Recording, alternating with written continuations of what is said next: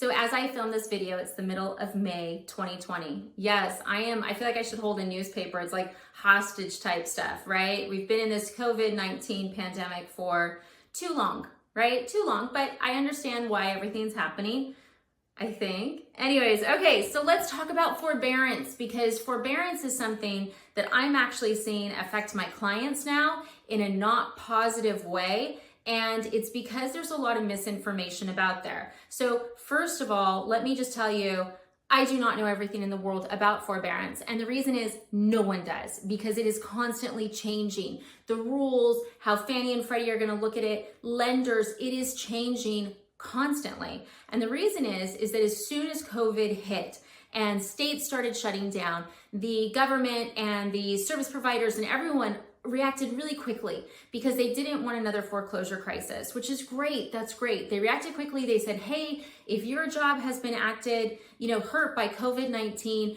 you can defer your payments. Here, call us. Okay. And then a lot of servicers sent out letters too. And the letters were basically like, hey, if you're having trouble and you need to skip payments, just call this number.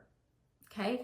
Well, so what's happened is there's been, and I don't know if it's because the way the letters are worded, but a lot of people think like, oh, cool, I can just skip my payments. Like they'll just freeze it and I won't have payments. And that's not what's happening. And I'm starting to see this in the middle of refinances. We go to order a payoff and we're like, whoa, you haven't made your mortgage payment in 2 months. And they're like, well, yeah, I went into forbearance. And I'm like, that's a problem, okay? And you're like, well, why is that a problem? They said I could do it.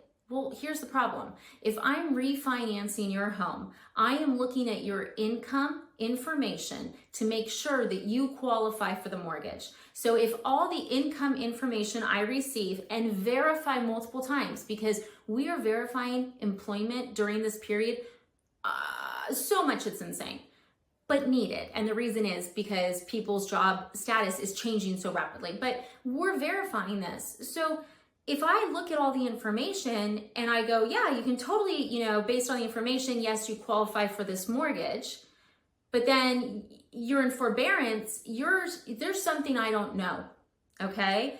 And the reason that is because you go into forbearance if you can't afford your mortgage. So how on one hand with me can you afford your mortgage, but on the other hand with forbearance, you can't?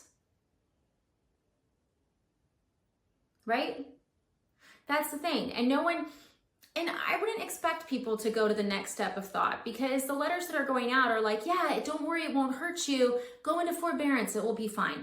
And they're not checking to see if people are losing their jobs. They're not checking to see if people really need to go into forbearance.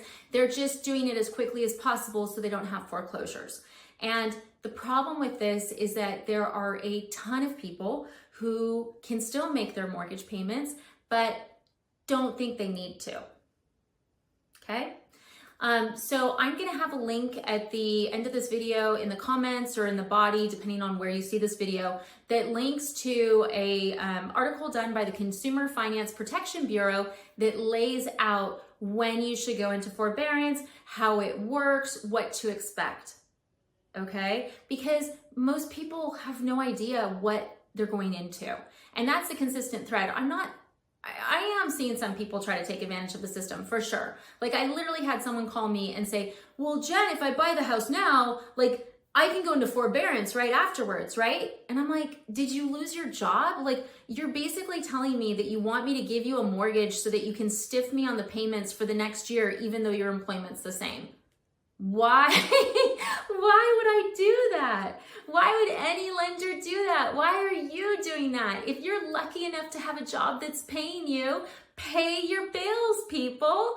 Pay your bills. This is for people who've been affected by COVID. This is not just because you can save some money. If this is how you have to save money, you are saving money wrong. If you have a job, be thankful and pay your bills. Seriously. Oh, I did yell at that person. And it's because it's insane. It's just insane. But that's what I'm seeing. And then the other thing I'm seeing, which is even crazier, I had 2 clients where I'm like, I'm super confused because your credit says you're in forbearance, but you're making your payments. And they're like, I never put it in forbearance. I just called the servicer and asked them what forbearance was. Yeah, so a couple people, they had called the servicer, asked questions about it, and the servicer had just put them into forbearance. And these people are still making their payments. So now we have the whole thing of like, okay, well, how do Fannie Mae and Freddie Mac look at this? Which, as of this second, we don't have guidance on. We're constantly looking for guidance. So by the time you watch this video, who knows, maybe we'll have guidance. But the bottom line is that forbearance is not something you should enter into lightly. Okay, if you need the help, take it. But it's not just a gimme, it's not a freebie. You know, there are some consequences, especially if you're trying to refinance or maybe purchase another property. The bottom line is that if I'm looking at your income and I see you qualify to pay your mortgage payment, but you're in forbearance, you're telling me you can't pay your mortgage. Can't do the loan, guys. Can't do the loan. So I'll have the link for the Consumer Finance Protection Bureau, because really they are the source that you should be looking to. That is, you know, who, it's a government institution and they are all about protecting consumers as per their name. So, you know, if a lender's giving you information, take it with a grain of salt and double check it with the Consumer Finance Protection Bureau. If you get one of those servicing letters that's like, it doesn't matter if you need the money or not, be weirded out, because there are definite rules around this, and you want to look at, once again, the Consumer Finance Protection Bureau layout on how to approach this.